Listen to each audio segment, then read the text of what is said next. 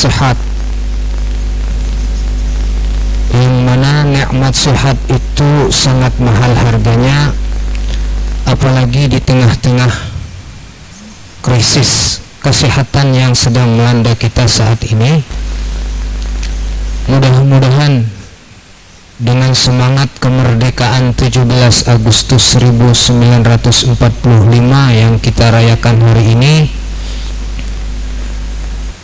semangat kita untuk menjadi insan-insan yang menjaga kesehatan itu lebih baik lagi, sambil kita berharap kepada Allah mudah-mudahan krisis kesehatan yang melanda dunia umumnya dan negara kita khususnya segera diangkat oleh Allah Subhanahu wa ta'ala. Kemudian salawat dan salam mudah-mudahan selalu tercurah kepada junjungan kita Nabi besar Muhammad sallallahu alaihi wasallam, sang juru penyelamat umat dari segala macam aspek ketertinggalan, baik itu urusan dunia, lebih-lebih untuk urusan akhirat. Rekan-rekan panitia PKKMB tahun 2021 ya, ini yang saya hormati, kemudian adik-adik calon mahasiswa dan mahasiswi STAIRKH Amuntai yang berbahagia, saya ucapkan selamat bergabung, selamat untuk Anda yang sudah terpilih menjadi mahasiswa dan mahasiswi STAIRKH Amuntai, yang mana itu semua tidak luput dari takdir yang sudah ditetapkan oleh Allah Subhanahu wa ta'ala untuk Anda semua, sehingga hari ini kita bisa bertatap muka, bertemu di acara pada hari ini. Terima kasih kepada rekan-rekan panitia PKKMB yang sudah memberikan waktu, kesempatan bagi kami untuk berpartisipasi mengisi acara PKKMB pada saat ini. Amanah yang diembankan kepada kami yaitu di jajaran struktural STAIRKH Amuntai adalah sebagai kepala unit pengembangan studi Al-Quran, dengan tujuan dan harapan mahasiswa dan mahasiswi STAIRKH Amuntai ke depannya bukan hanya mampu menjadi pelopor atau agen of change di tengah kehidupan sosial, namun juga mereka berkontribusi sebagai pelopor di bidang keagamaan, sebagai implementasi STAIRKH Amuntai itu bagian daripada pondok pesantren Rasyidiyah Khalidiyah Amuntai. Sebelum kita masuk ke dalam tema kita pada hari ini, yaitu membangun mahasiswa yang mampu berperan aktif dan bersinergi dalam kehidupan kampus serta masyarakat,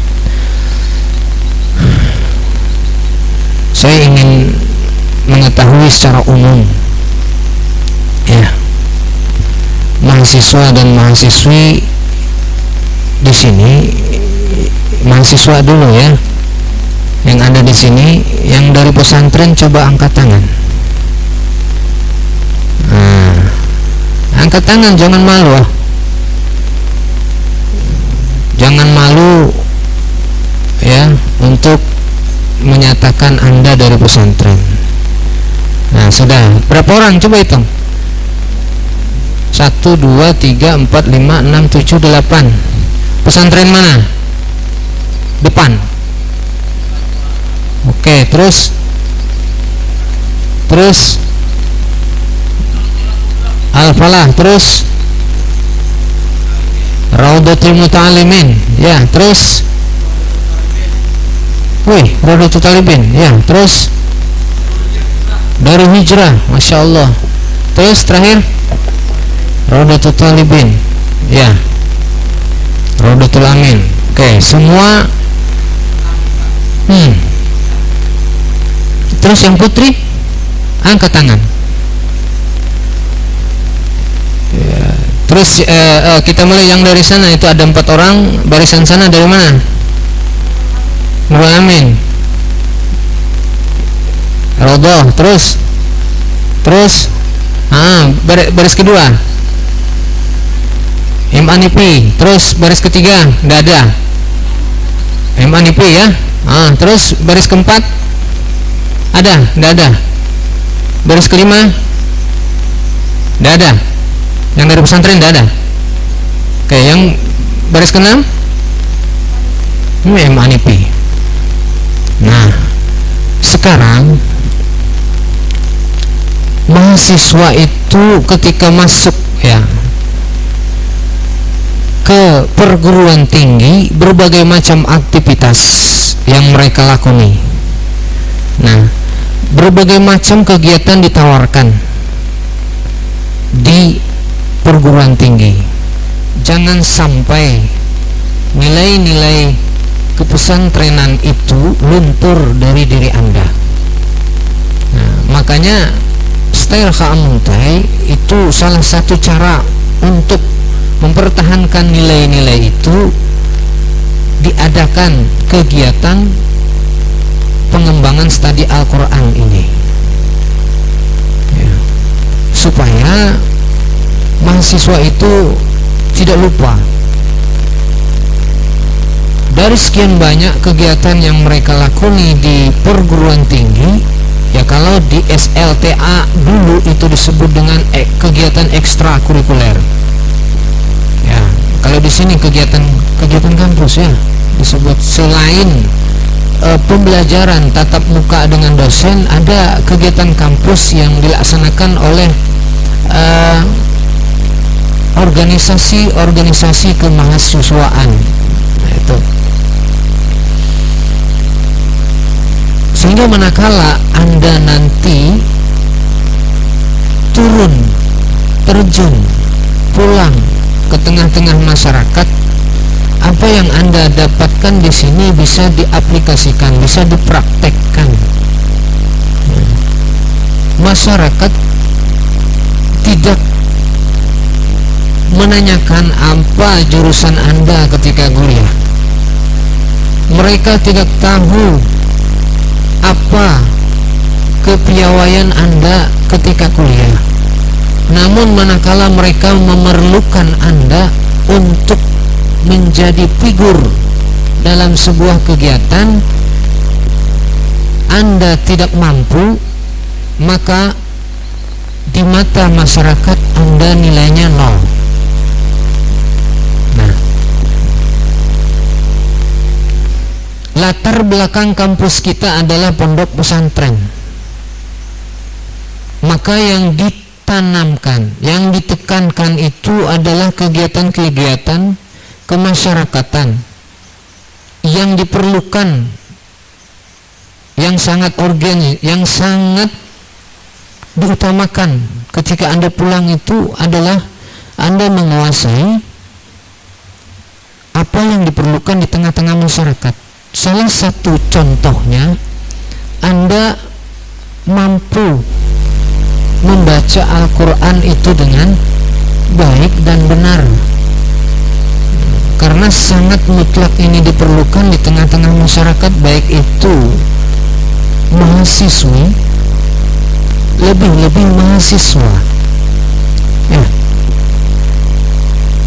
Jangan sampai ketika Anda diminta menjadi imam atau menjadi bilal,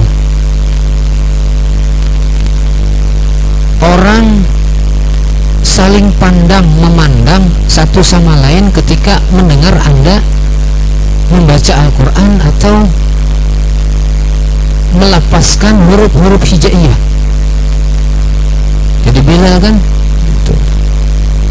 Bacaannya membuat orang bingung, lafaznya seperti biasa, tapi huruf-huruf yang keluar di mulut Anda itu membuat orang bingung. Kenapa? Bahasa kitanya luput, salah. Nah, ini kan memberikan efek negatif terhadap perguruan tinggi.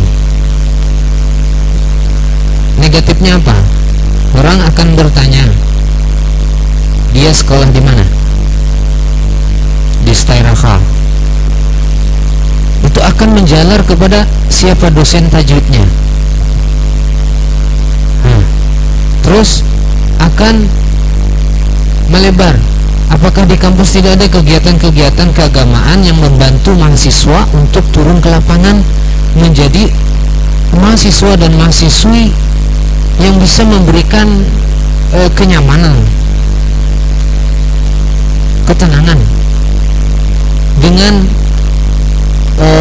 kemampuan mereka memberikan sesuatu yang baik di tengah-tengah masyarakat, begitu. Nah, itu kan efek negatifnya.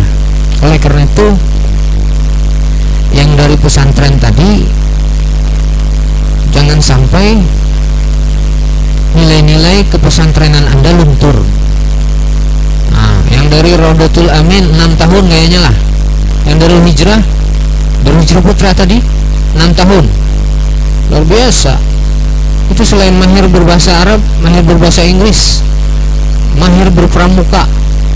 Nah, mahir, banyak kemahiran. Biasanya dari Hijrah ini banyak ekstrakurikulernya. Ya. Yang dari pesantren lain ada juga kelebihan. Saling bersinergi kan di sini.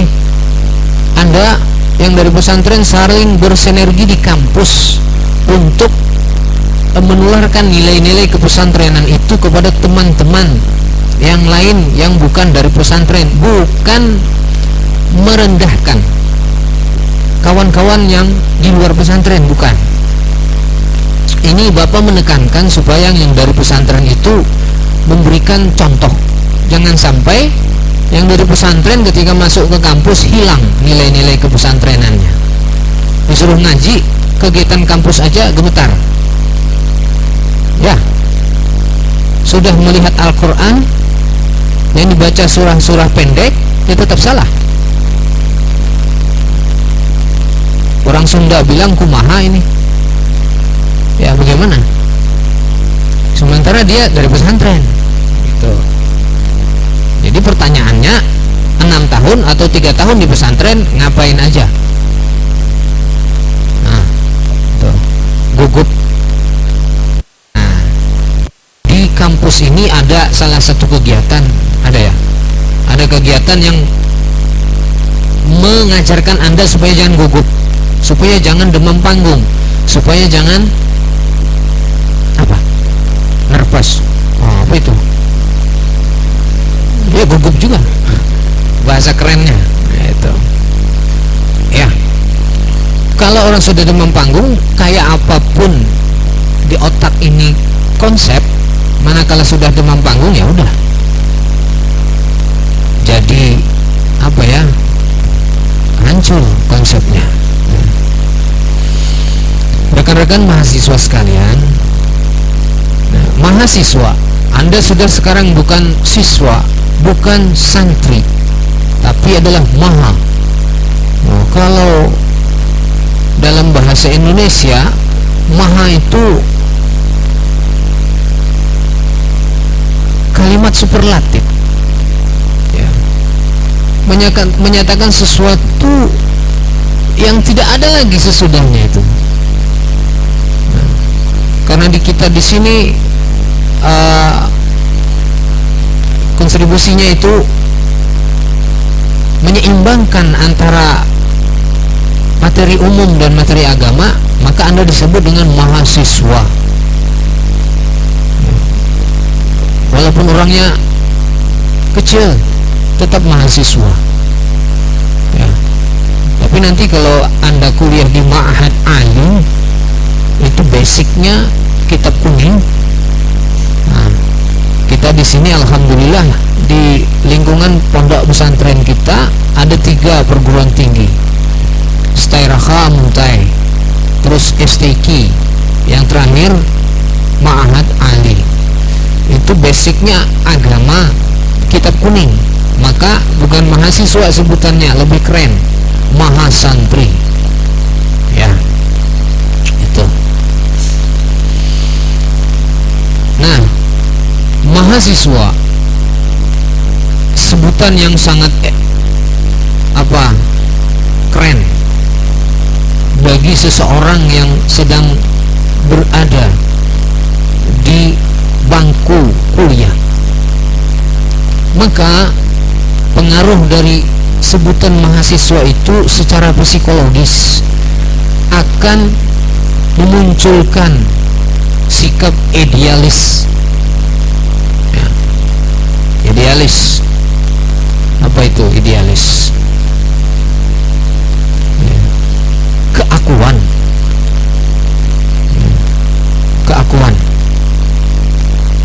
Dan keinginan untuk mendapat penilaian lebih dari orang di sekitar dia. Bolehkah itu? Sah-sah saja kita mempunyai idealis sepanjang tidak merusak nilai-nilai keislaman. Nanti Anda akan ditantang untuk melaksanakan diskusi, debat, tapi Al-Quran sudah mengajarkan, wajadilhum billati hiya ahsan. Kalau mau berdiskusi, berdiskusilah dengan baik. Kalau mau mematahkan argumen orang, patahkanlah dengan argumen yang baik. Nah, itu. Jangan sampai idealisme kita mengalahkan prinsip-prinsip keislaman, sehingga akan merusak diri kita sendiri. Ya. Keakuan kita tadi itu jangan sampai menghancurkan kita. Apa tidak terlalu tinggi ini ya? Mudah-mudahan bisa dipahami. Anda kenal iblis?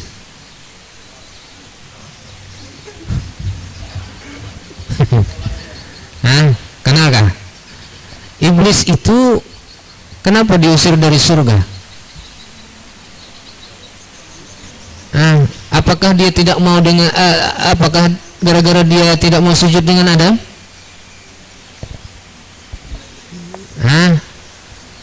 Apa? Kenapa kamu menggeleng? Yang paling samping itu yang pakai masker putih. Ya. Kenapa? Karena sombong. Oh, mana buktinya iblis sombong?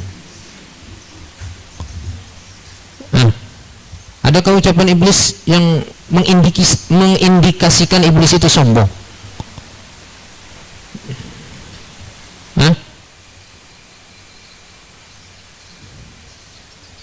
Adakah?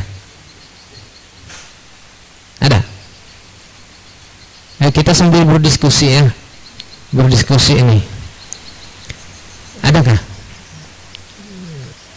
Ada ya? Mana?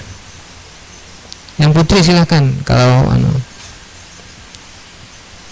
iblis tidak mau sujud dengan Nabi Adam gara-gara sombong. Mana buktinya?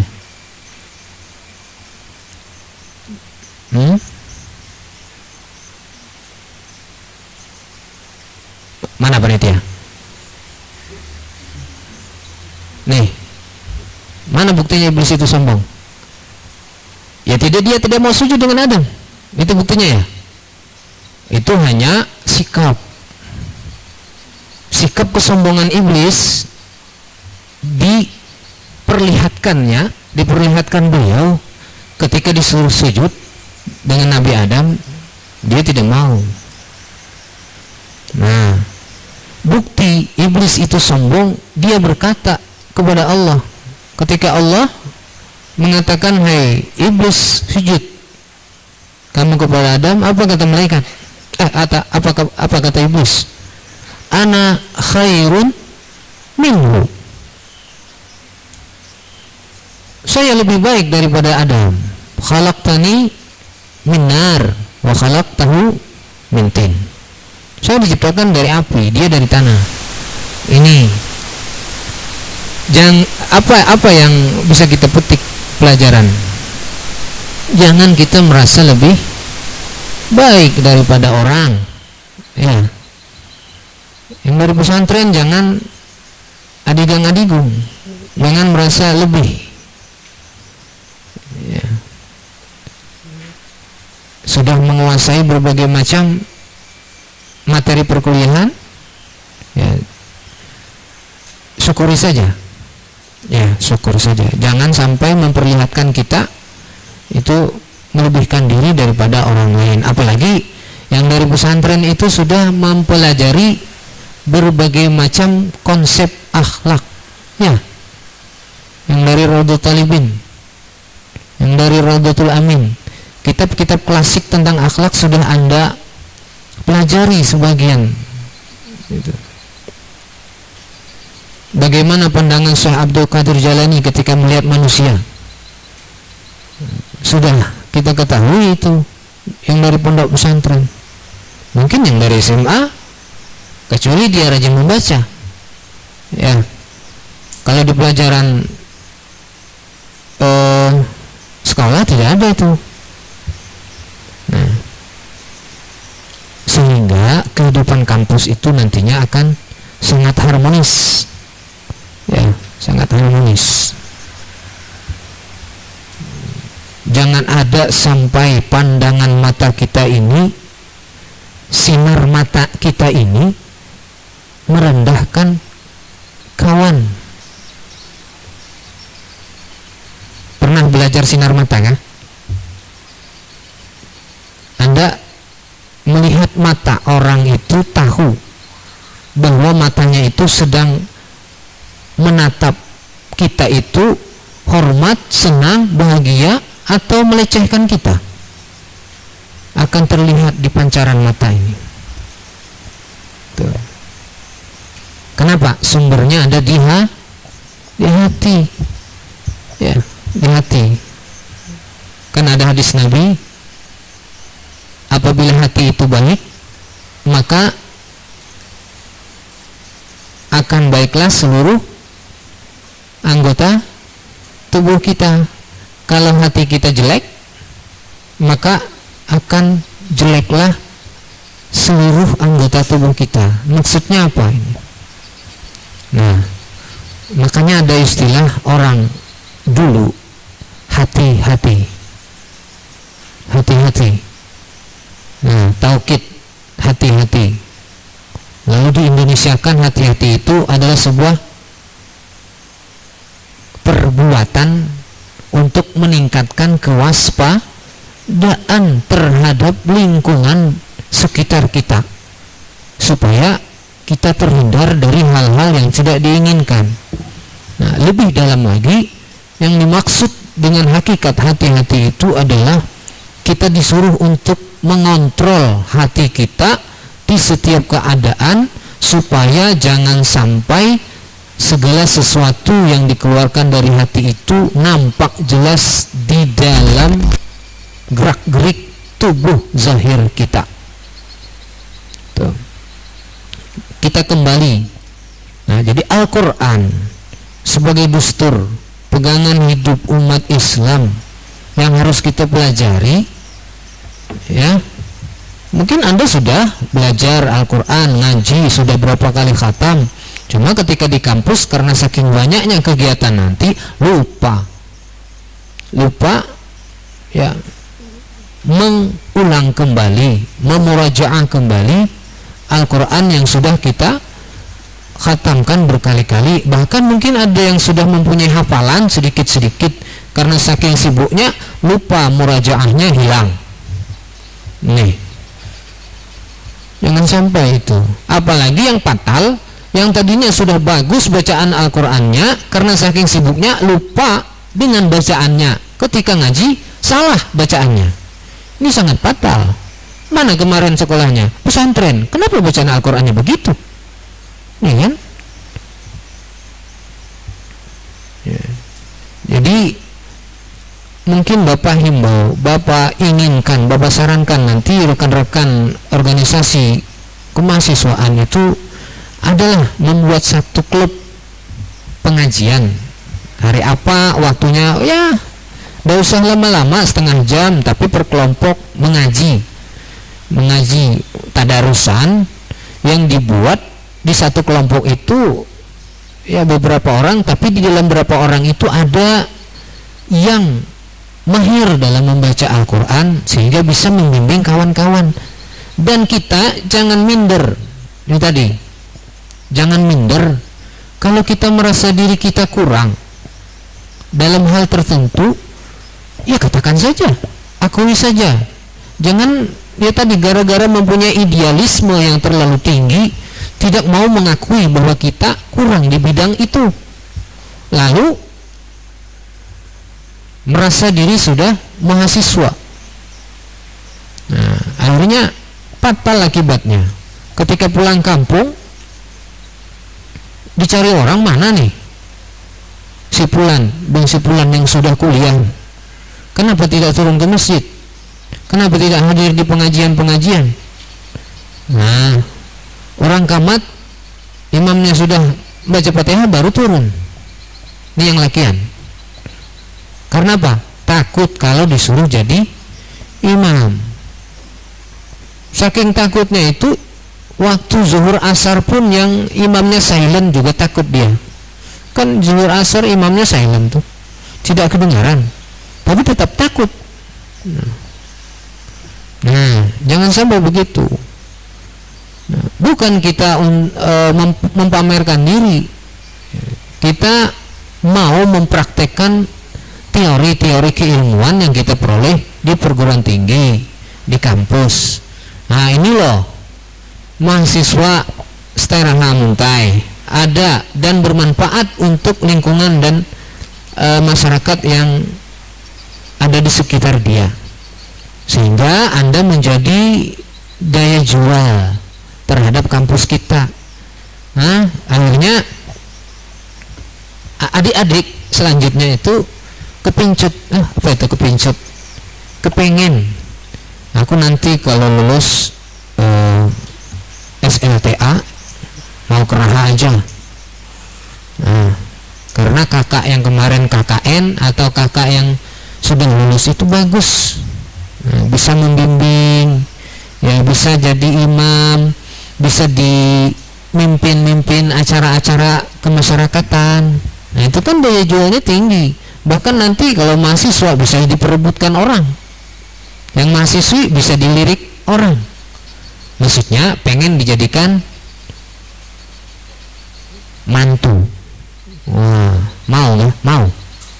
Ini sudah ada yang kawin nggak? Belum ya? Ya, kalau yang sudah ada kawinnya, alhamdulillah. Ya. Kalau yang panitia mungkin sudah ada kayak. Sudah ada yang mau.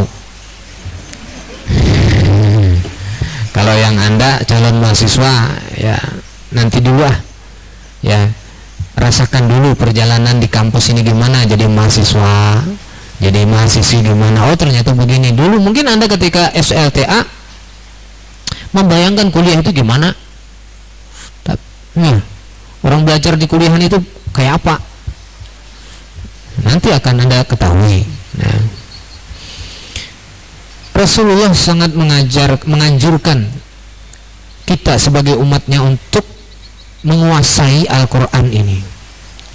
Sampai ada salah satu hadis yang beliau ucapkan, khairukum man ta'allamal Qur'an wa 'allamahu. Sebaik-baik kalian adalah orang yang mengajarkan Al-Quran, orang yang ta'allama, orang yang belajar Al-Qurannya, kemudian wa 'allamahu, mengajarkannya. Ini itu mengajarkan Al-Quran itu tidak mesti harus kita mengumpulkan orang kemudian menyuruh orang itu membaca, kita mendengarkan kada. Ya, kita sharing lah. Misalnya ada kawan yang tadi yang Bapak sarankan tadi, ada kelompok tadarus. Nah, di situ dan kita membuka diri untuk diberikan masukan. Bang, tolong dengarkan bacaan ulun mau ngaji. Jadi jar mahasiswanya oke, silakan. Nah, cuma belajarnya, bimbingannya step by step, sedikit demi sedikit. Jangan mentang-mentang kita sudah di tingkat fasahah, lalu ketika kawan ini yang baru mengenal huruf hijaiyah sudah ditekan, kasihan dia. Ya, kasihan. Nanti ada masanya, ada fasenya. Itu. Ya, memang yang paling baik orang membaca Al-Quran itu sampai tingkatan fasahah. Ya, fasahah, fasih. Ya. Itu tidak serta merta bisa, harus ada pelatihan yang latihan yang kontinu, yang terus menerus. Ya, kalau di pondok ada istilah lancar kaji karena ulang. Ya, orang lancar mengaji itu karena sering membaca Al-Quran. Ya. Jangan sudah khatam sekali sudah cukup. Aku sudah tamat. Gak bisa kayak gitu. Semakin kita sering membaca Al-Quran, nanti ditingkatkan lagi kepada tadabbur. Kita itihi artinya. Kan ada sekarang Al-Quran yang pakai arti, yang pakai terjemah. Ya.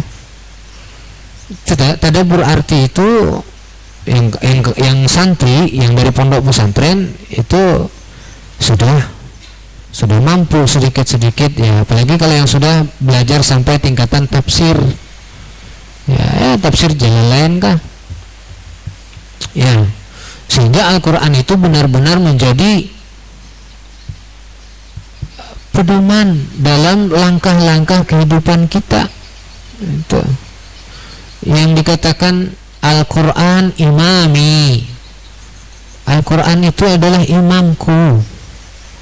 Ya, maksud imam di sini adalah apapun yang kita lakukan itu sudah sesuai dengan petunjuk Al-Quran. Ya. Tadi salah satunya kita dalam hidup ini, ya kita manusia tidak bisa hidup sendiri. Makanya harus saling menghargai satu sama lain. Kayak Pak sudah dicontohkan oleh Rasulullah. Lihati kehidupan Rasulullah. Al-Quran mengatakan laqad kana lakum fi Rasulillah uswatun hasanah liman kana yarjullaha wal yawmal akhir wa dzakarallaha katsira. Sudah, Al-Quran memberikan tuntunan. Nah, lalu Rasulullah itu menjadi tontonan. Gimana kita melihat? Ya, dari histori beliau. Nah, histori beliau, sejarah hidup beliau yang sangat mulia, dan para sahabat itu yang kalau kita baca, insya Allah hidup kita akan, kita baca, kita tiru semampu kita. Nah, jadi itu Al-Quran. Hiasi Al-Quran kita, rumah-rumah kita, kehidupan kita dengan memperbanyak membaca Al-Quran. Zayyinu buyutakum bis-salati wa tilawatil Quran. Hiasi rumah kalian dengan sembahyang sunnah.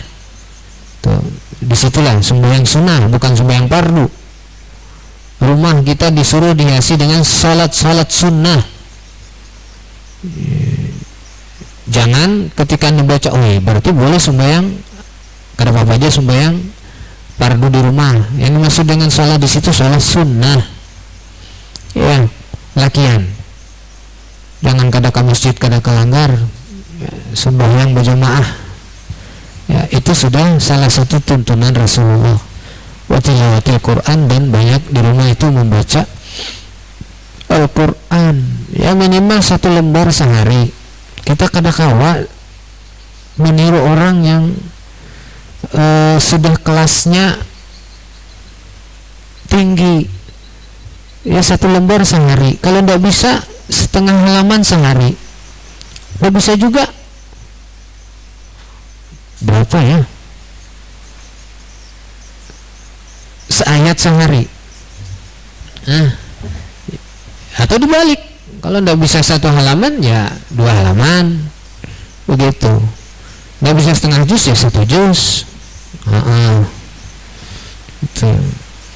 Kita tahu ada berbagai macam ulama yang sehari-harinya itu mereka menghatamkan Al-Quran. Bahkan waktu mereka sibuk, selain beribadah, mengajar, juga berusaha, tapi waktu mereka berkah. Nah, apalagi Anda yang belum berkeluarga, ini waktunya sangat banyak tersedia untuk hal-hal yang bermanfaat. Jangan sampai waktu kita lebih banyak memegang ini,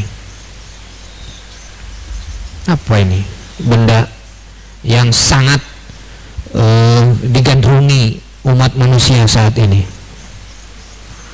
Ya. Bapak ternyata berburuk sangka, ya. Ya bolehlah kalau kita megang HP tapi isinya, aplikasinya Al-Quran, tapi bentar aja itu. Ketika berbunyi ting tong atau apa bunyi yang lain, chat siapa nih masuk? Nah, ini kan godaannya. Ternyata ada pesan dari kawan yang sudah sangat lama belum bertemu. Akhirnya Quran tertutup. Atau di aplikasi kita ini ada, kalau tidak baca Al-Quran, bacalah amalia yang lain. Kalau yang pesantren ada mengenal dalail ya, dalail yang dari talibin, dalail ada. Berapa hatam sehari? Berapa hizib? Yang bahasa hizib ya.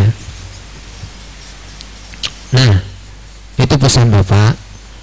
Bapak sampai jam berapa nih? Jam 10, 5 menit lagi ya. Nah, Al-Quran dibawa oleh Jibril kepada Rasulullah. Sahabat pernah bertanya kepada Siti Aisyah, wahai Aisyah, bagaimanakah kehidupan Rasulullah itu? Apa Aisyah menjawab, Rasulullah itu kehidupannya Al-Quran.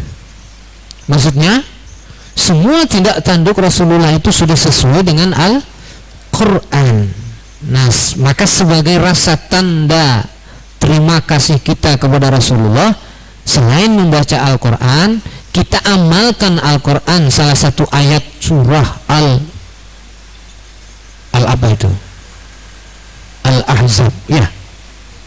Innallaha wa malaikatahu yusalluna ya ayyuhalladzi sallu Allahumma shalli ala sayyidina Muhammad.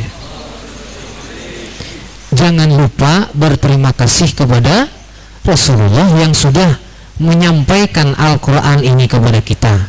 Nah, secara tidak langsung kalau kita bersalawat kepada Rasulullah, kita sudah mengamalkan bagian daripada Al-Quran. Salah satu petunjuk yang sampai kepada kita dari guru-guru kita, amalan yang paling keren di akhir zaman itu adalah sholawat. Terserah mau sholawat apa yang antum baca, yang penting sholawat. Mau sholawat yang panjang, yang pendek, yang tinggi padilatnya, yang paling rendah padilatnya, kalau tidak dibaca ya tidak apa-apa ya. Bapak pernah ditanya, Pak, salawat yang paling baik itu apa? Saya bilang salawat yang Anda baca. Karena salawat semuanya baik, ya bagus. itu yang akan mendinginkan idealisme Anda, yang mengontrol idealisme Anda supaya jangan keakuan itu terlalu berlebihan. Karena kalau berlebihan jadi iblis.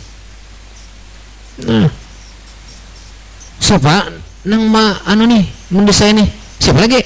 Aku. Wah, seorang bang. Nah itu seorang dengan aku itu adalah sinonim. Ya, kata ganti. Nah, untuk menyebutkan kita. Nah, jadi salawat itu berapa? Ya kalau Anda yang punya banyak waktu, jangan ragu-ragu menggunakan waktu Anda untuk memperbanyak salawat. Ya 1000 kan sehari. Baju banyaknya. Dikit. 1000 itu dikit dibanding jasa Rasulullah lawan kita. Ya. Yang dari pesantren sudah diijazahkan salawat panjang itu dalail. Ya, dan hijrah kenal dalail. Kenal ya? Yang Raudatul Amin kenal dalail. Tidak kenal ya? Ada Raudatul Amin tadi, Putra, ada. Kenal dalail? Kenal. Baca nggak? Baca, alhamdulillah. Sampai sekarang baca? Baca sampai sekarang? Berapa hizib? Motivasi aja nih. 1 hizib. Wah, yang dari Raudatul Talibin ya. Raudatul Talibin 1 hizib. Berapa? 1 hatam. Boy. Yang dari Raha tidak kenal ya. Tidak kenal. Ada dari Raha itu dalail yang punya Pak Idham Khalid, jantungnya dalail. Kalau yang punya Pak Idham Khalid itu 10 kali hatam bisa sehari. Tapi kalau yang sekumpul tidak bisa. Panjang. Ini terakhir, Bapak ingin memotivasi Anda dalam membaca salawat. Ya, motivasi saja. Bapak tahadus bin ni'mah. Bapak ketika diijazahkan dalail itu ragu-ragu. Nah, kamu harus baca dalail ini 1 kali sehari semalam, 1 khatam. Ragu-ragu saya. Ulun ini sibuk. Apa kesibukan kamu? Pagi ngajar di Aliyah itu sampai jam 2. Nanti sore di stay sini. Bahkan kalau ada kesempatan, ada diminta, Bapak pergi lagi ke tabur di Raudatul Talibin sampai malam.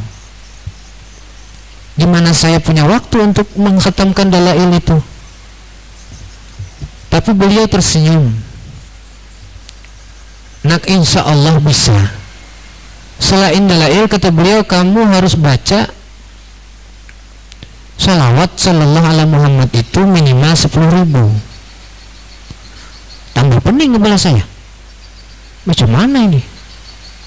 Tapi karena sudah dibaiat, ya itu. Bismillah, insya Allah kata beliau bisa. Nanti Abah bimbing. Alhamdulillah.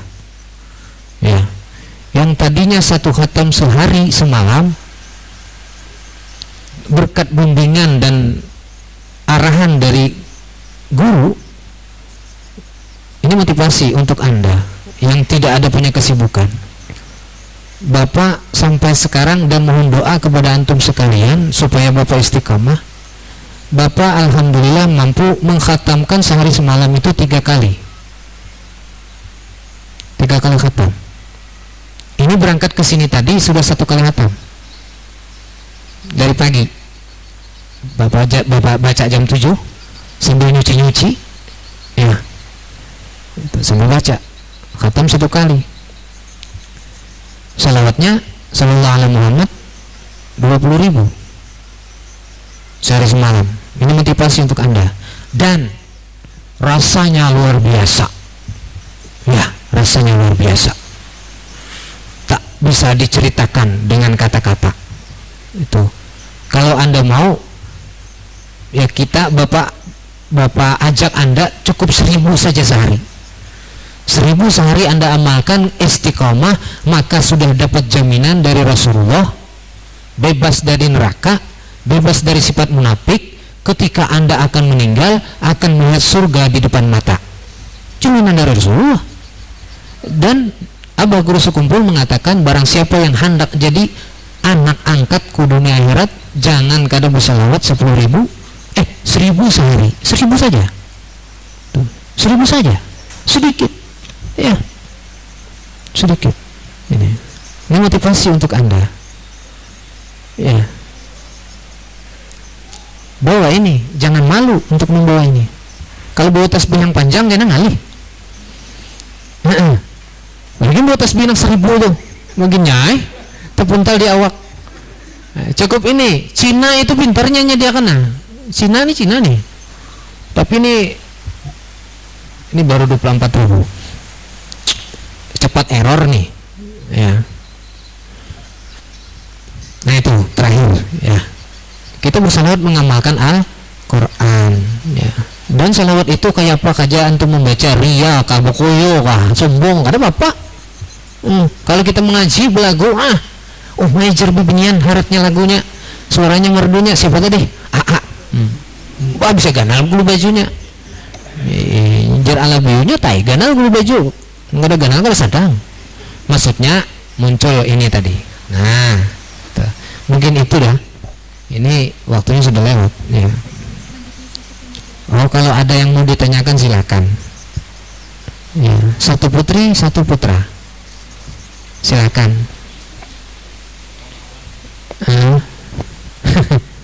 Yuk silakan maju ke depan ya.